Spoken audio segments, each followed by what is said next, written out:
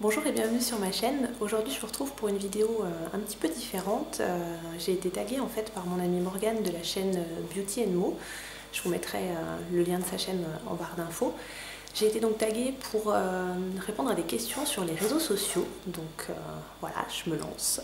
Si je regarde en bas, c'est que je regarde les questions sur mon ordinateur. Donc je commence. Alors, Instagram, Facebook, Twitter, Snapchat, à quel réseau es-tu le plus accro? Alors, Twitter, j'ai pas Twitter, donc ça règle la question. Snapchat, c'est quelque chose que j'utilise un petit peu, mais principalement je suis sur Facebook et sur Instagram. Je dirais un petit peu plus sur Instagram. Voilà, parce que je suis abonnée à pas mal de comptes et du coup c'est vrai qu'il y a beaucoup de photos, donc je regarde assez régulièrement. Et puis voilà, je me sers aussi, j'ai un compte pour partager un petit peu mon quotidien et un petit peu mon activité concernant les bijoux. Donc je passe quand même pas mal de temps sur Instagram et aussi sur Facebook pour alimenter ma page pro. Donc voilà. Quelle est la photo, le statut le plus honteux que vous ayez posté? Alors là, j'en ai pas le souvenir. Facebook, voilà, je m'y suis mis tard. Quand j'étais au collège, ça n'existait pas. Hein. Je suis un peu un ancêtre hein, sur YouTube. Je vais avoir 34 ans cette année, donc voilà. Donc non, j'ai pas le souvenir d'un statut honteux. Après, il y a une époque où je parlais un peu trop des détails de ma vie dans le sens, voilà, ce soir j'ai fait ça à manger. Voilà, j'ai eu une petite période comme ça, donc ça c'est pas forcément ce qui était le plus intéressant. Voilà. Ensuite, quel est l'aspect qui te plaît le plus dans les réseaux sociaux? L'inspiration, l'échange, l'esthétisme, les débats d'idées, le petit côté journal intime. Alors, ça dépend du type de réseau. Sur Facebook, je trouve ça sympa parce qu'on peut être en contact avec des amis qui sont pas forcément, ou de la famille qui sont pas forcément près de nous géographiquement. Voilà, je sais que par exemple, je me sers pas mal de Messenger sur Facebook pour communiquer avec ma soeur, ma cousine, avec certaines copines, donc c'est assez pratique. Après, sur Instagram, ce que j'aime bien, voilà, c'est plutôt l'inspiration, voir des idées, que ce soit au niveau mode, au niveau déco. J'aime bien, voilà. J'aime bien trouver des petites idées, voir de belles photos, ça fait toujours plaisir. Voilà. Ensuite, combien de temps par jour passes-tu à gérer et alimenter les réseaux sociaux? Alors, sur ma page Facebook, comme sur ma page professionnelle Facebook et sur mon compte Instagram, je mets des photos tous les jours. Après, c'est difficile de quantifier parce que c'est vrai qu'avec les téléphones portables, on est facilement en train de regarder sur ces différents comptes. Je sais que voilà, de toute façon, le matin, avant que ma petite soit réveillée, j'en profite, je vais vite regarder un petit peu Instagram et Facebook. J'en profite aussi pour mettre des photos et deux, trois petites choses. Mais après, c'est vrai que dans la journée, j'ai tendance facilement, quand j'ai 5 minutes, à aller regarder sur mon téléphone les nouvelles, voilà, surtout sur Insta, les nouvelles photos des filles auxquelles je suis abonnée. Voilà. Donc c'est dur de quantifier, mais je pense qu'on passe quand même pas mal de temps sur les réseaux sociaux.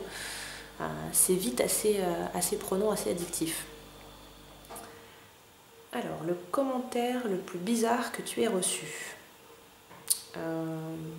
J'ai de la chance, j'ai pas forcément de commentaires bizarres sous mes photos ou sous mes publications.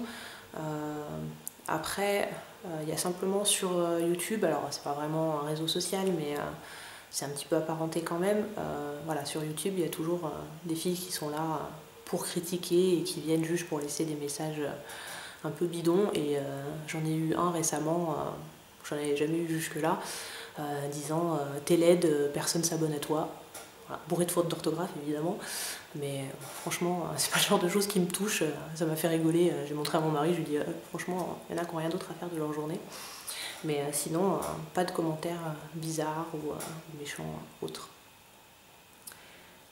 Ensuite, tu dirais que tes comptes sur les différents réseaux sociaux sont plus orientés personnels ou professionnels. Quelle différence fais-tu entre les deux?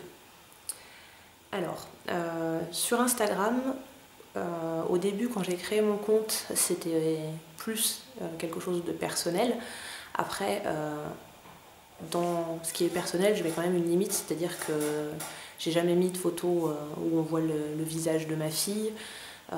Sur Facebook, j'ai mis aucune photo de ma fille, même si les contacts que j'ai sur Facebook sont principalement voilà, de la famille ou des amis, des gens que je connais assez bien. Voilà, j'aime pas l'idée de laisser des photos de mon enfant sur les réseaux sociaux, sur internet, de toute façon.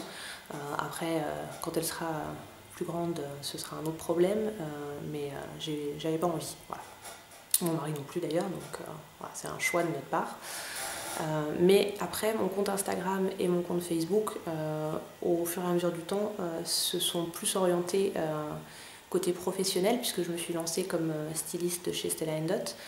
Donc voilà, je vends des bijoux et des accessoires, donc je mets quasiment tous les jours des photos des looks que je porte, où je partage les promos, les bons plans. Donc voilà, c'est sûr que Instagram et Facebook, du coup, c'est des moyens de communication pour moi et je les utilise beaucoup pour ça. Après, sur Instagram, je mets aussi, c'est mélangé avec le côté plus perso, avec voilà, des fois des choses de mon quotidien, de nourriture, de déco, voilà, ce genre de choses, de paysages. Mais c'est vrai que la majorité de ce que je poste sur les réseaux sociaux, c'est quand même plutôt orienté professionnel. Voilà.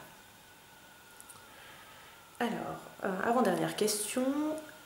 Tu pars sur une île en plein milieu du Pacifique et tu n'es entouré que d'eau, de tortues et autres feuilles de palmier. Pas de réseau sur ton téléphone, tu tiens combien de temps? Alors, quand je pars en vacances, je décroche, donc c'est quelque chose que j'arrive à faire sans problème. Donc ça ne me poserait pas de souci de me déconnecter, même si c'est vrai que je passe beaucoup de temps voilà, au quotidien sur les réseaux sociaux. C'est pas quelque chose qui m'est vital. Je le fais parce que ça me fait plaisir et que ça m'est utile professionnellement. Mais quand je pars en vacances, je pourrais laisser mon téléphone à la maison, ça me dérangerait pas. Voilà, mon téléphone ou mon ordinateur. Et ensuite, le côté parfait et édulcoré de certains comptes Instagram ou Facebook a-t-il un impact sur toi? Alors, comme tout le monde, je pense, c'est toujours agréable de voir des jolies photos, voilà, avec une belle lumière, une jolie mise en scène, c'est toujours agréable à regarder. Après, je pense que personne n'est dupe, que le quotidien, la vraie vie, c'est pas toujours comme ça, que ce soit les looks de certaines filles, toujours ultra parfaits. Voilà, on sait qu'au réveil, c'est pas toujours comme ça, sans maquillage, c'est pas toujours comme ça. Pareil pour la déco et autres, il y a des jolies choses, mais au quotidien, surtout voilà, quand on est maman, la maison n'est pas toujours rangée, toujours nickel, on n'est pas toujours super en forme avec une mine radieuse. On a aussi des cernes, notre maison est un peu en vrac. Mais c'est pas grave, voilà, on sait très bien qu'on partage des choses qui nous plaisent, des jolies choses, ou des choses qui nous mettent en valeur. Donc je sais très bien faire la différence entre la réalité et ce qui est montré sur les réseaux sociaux. Donc voilà, il y a des filles avec des mines parfaites, mais bon, sans filtre, je pense que c'est autre chose aussi. Et l'important, je pense, c'est de pouvoir s'assumer sans tout ça. Après, voilà. Quel est l'intérêt de montrer aussi, de se montrer le plus, alors pas naturel, mais le plus mal possible, une photo de soi quand on est archi malade, voilà. L'intérêt de la partager, je le vois pas trop. Mais après, chacune fait comme elle veut. Et l'essentiel, c'est que les gens se rendent compte que c'est pas la réalité. Alors je pense qu'en étant adulte, on fait bien la différence, mais pour certaines jeunes filles de 14, 15, 16 ans, ça peut être un petit peu trompeur de voir, voilà, de voir toutes ces filles super parfaites, avec leur petite vie bien édulcorée. Donc après, c'est aux parents aussi de surveiller un petit peu, mais je ne veux pas rentrer là-dedans, dans le débat sur les réseaux sociaux et ce qu'on peut regarder ou pas, ce qu'il faut laisser faire à nos enfants, ça n'a rien à voir. Voilà, je divague un petit peu. Donc c'était tout pour le tag. Merci Morgane de m'avoir tagué, c'était l'occasion de faire quelque chose d'un petit peu différent sur ma chaîne.